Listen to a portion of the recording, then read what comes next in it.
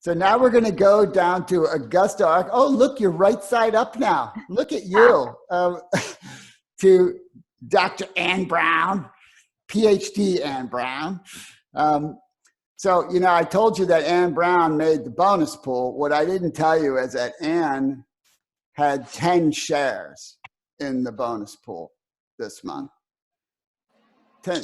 That is some hoofing, right? That's some work right there. And so, Ann Brown, why don't you share a little bit about what you're up to, my friend? My goodness, I'm up to trying to stay sane. That's the first thing, I just every day, can I stay sane today?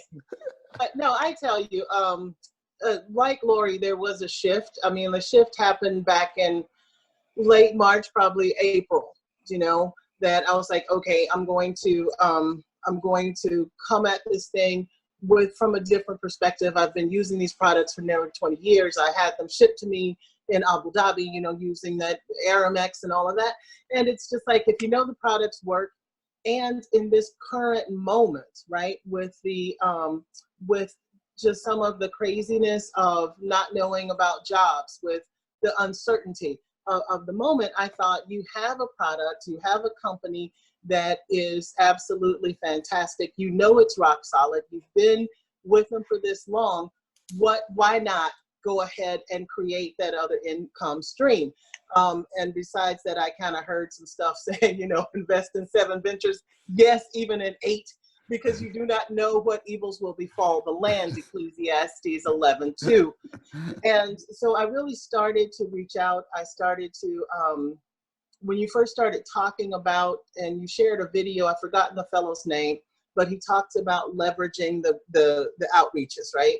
So I went through that video quite a bit, and then I just started implementing your system.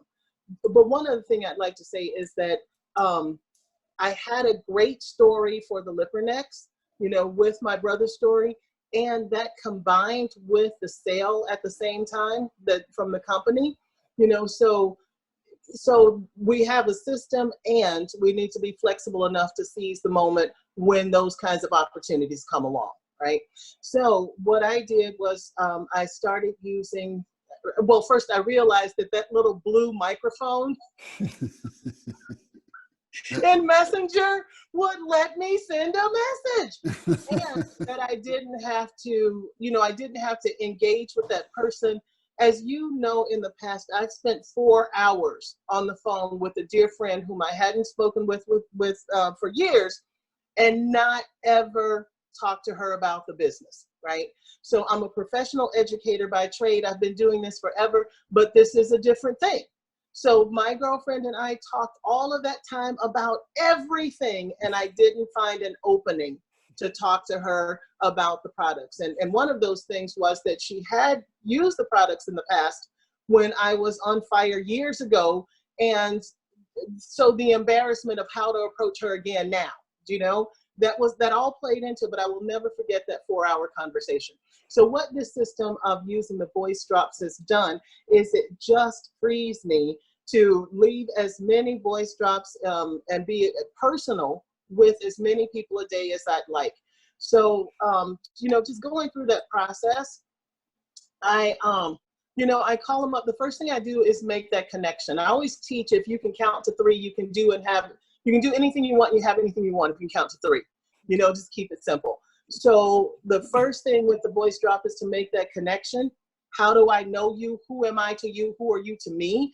Be very specific and personable about, something that's going on to them in their lives. Make that connection. The next thing is numbers 2 and 3 are the questions, right? So the first question is, have I told you about? Or are you still struggling with? Are you still dealing with? Or I remember you said, is that still going on? So that's that first question. So you've made the connection, and now you're honing in on the specific reason for the call. And then I share a little bit of a product story, or I share a little, just depending on who it is, I share a little bit of a product story, or I share a little bit of the company. I've been with this company for nearly 20 years. I had the product sent to me in Abu Dhabi because that's how essential they are to my well-being. Something like that. And then I asked the second question, which is the number 3, which is, are you open to learning more, right? Are you open to receiving more information? And then, halas, that's it.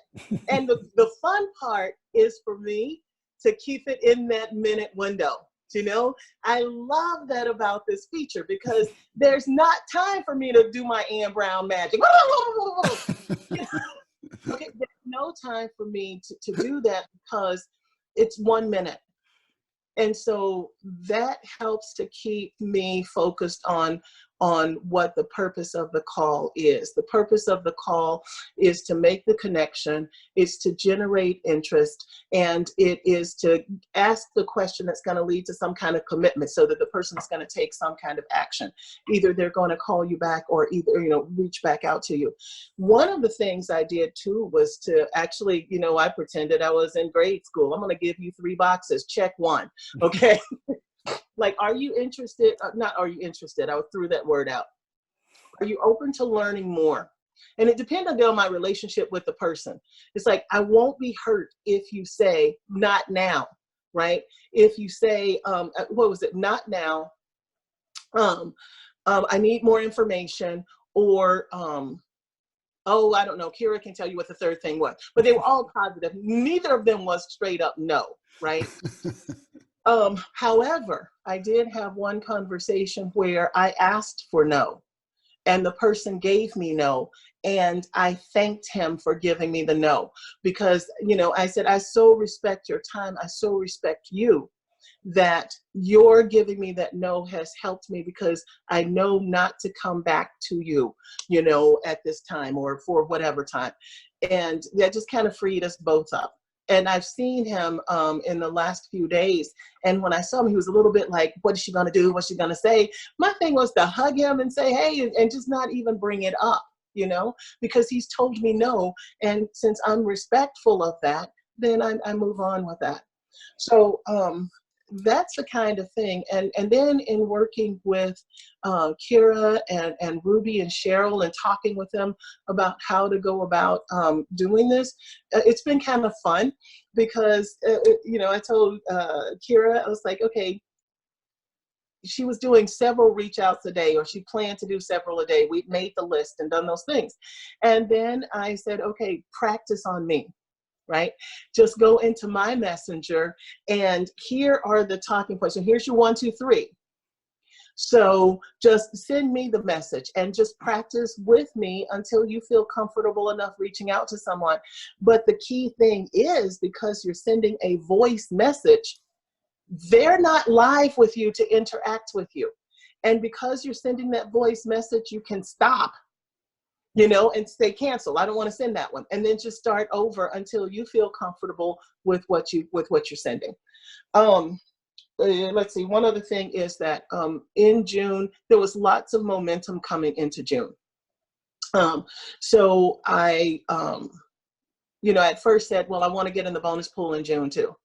And so that happened very early in the month. And then I was like, well, maybe I can do, 5 shares in the bonus pool. Woohoo! And then I did that, and it was like, oh, thank you, Lord. And it was like, well, maybe 10. And so that became the new goal. And so that momentum, I really liked coming into the month early with momentum, getting to that bonus pool early, and then having the rest of the month to play with other kinds of goals and to minister to my nascent team. Well, so just a couple things that I just want to kind of like point out. So Ann's focus was using voice drops, right? We talked, Lori was doing typing, which works, right? Voice drops are a little more effective because you get emotion, right? You get more connectivity, right? You get more, you can hear enthusiasm. It's absolutely, you can have more inflection. You're yourself, right? You can be yourself, where it's difficult to really represent yourself in a written message. But Lori showed you can do it that way, right? Mm-hmm. It's not really about how you're doing it, it's that you're doing it, right? But and there's something I want you to share in a second, Ann, but I gotta share this one thing based on what you said, because I hadn't thought about it until you said it. And if I don't say it, my brain won't hold it.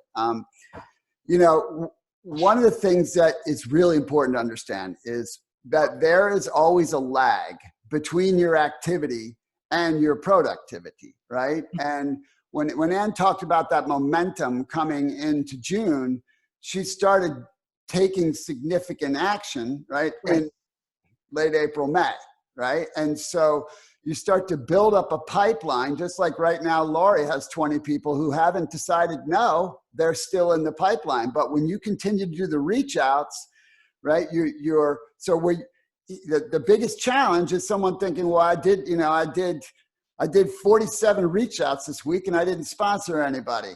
Well, that's because this is the first week, right? It's building on that. And then as you continue with that consistency over weeks, over months, that's where you get to the point where you are consistently sponsoring several customers, several new partners on a monthly basis, because you have a lot of people in your pipeline, right? Everybody here has tons of people just in their Facebook page, right? Just that don't know what you're doing, right? So I mean, as an example, there's plenty of people.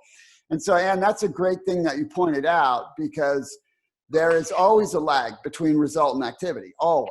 And so that was helpful that you shared that, because you maintain that energy, no telling what's going to happen in the next 60 days, right? That's how it works.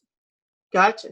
You know, one of the other things that you talk about in your in the sheet that you put out is that Ketonic is a gateway product. And that was interesting because one of my customers ordered Ketonic in May. And then in June, he ordered Ketonic for himself and for his partner, and he ordered Excel because he had gotten the brochure or gotten the product, the product booklet, and gone through that booklet and read all kinds of stuff and figured out what else it was that he could use. And not only that, but Ruby and several other people have done just that. They have started with a Ketonic or something like that, or with just one product. But then once they get that product booklet, and one of the things I've said to people is, have you looked through the product booklet? Have you do you see anything else? Just in that follow-up call of, did you get your product? Because that's another part of the product that's a part of the service, right? So what I did was, whenever I asked people to call me when they got their product, and if they didn't, I called them and said, oh, okay, did you get it? This is how you take it. I had a couple who, with the Ketonic, they asked, once they got it, they were like, there are no instructions in here. There's nothing to do. So it was really great that we had that tips for using Ketonic, and I was able to send that right along to them. But having that conversation about, have you looked at the product's booklet? Have you taken any time to read through that, just to flip through it? And what I found is that a lot of people just volunteered that they had read through it. And so there were a number of questions about which other products were they could try. Awesome. So, Ann, you shared a lot of great stuff. Again, 10 shares in the bonus pool is absolutely awesome. And then also having Cheryl and Ruby get in the bonus pool and Kira get off to a start, right? That's just teaching what you were doing. That's the business, right? It's not that complicated.